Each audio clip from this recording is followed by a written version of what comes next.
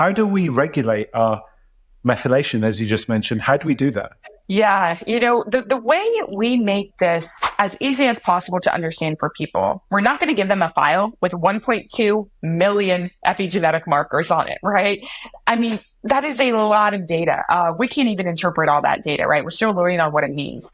So how we make this easily digestible to the consumer is we use our published peer-reviewed algorithms to interpret them for age outcomes, right? Things like biological age, pace of aging, aging of different organ systems, telomere age. There's all these types of biological aging we can actually report based on those DNA methylation, based on those genetic expression levels. And why I like to bring it back to aging is because regardless of how old you are, regardless if you have a disease diagnosis, aging is the number one risk factor for all-cause mortality and morbidity. So we're reporting out these epigenetic modifications to you, these genetic expression levels, and that biggest risk factor.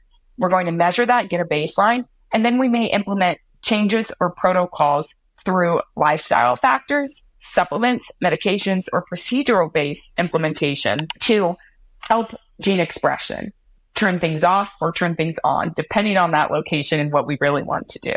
So we'd like to talk about genetic or epigenetics and that expression through the lens of aging in these algorithmic interpretations.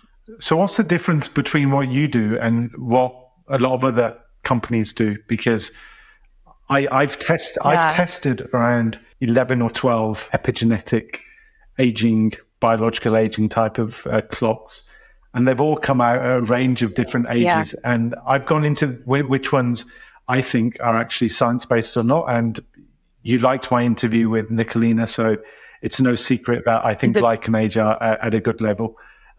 But the spectrum of what's out there, it's so difficult for the normal guy to understand. And I saw your post on David Sinclair's cheeky clock. I saw your post about that, which I've made a note about. And I think this is something which is a bit of a passion to you as well. How do we demystify this world of epigenetic clocks and which ones are reliable and not? Yeah, we have to educate, I think. And that's, Sanj, why I love conversations like this is I'm really makes me nervous that a lot of companies out there are using this as more of a marketing to gain, customer acquisition, right? And then upcharge them on a supplement or another product.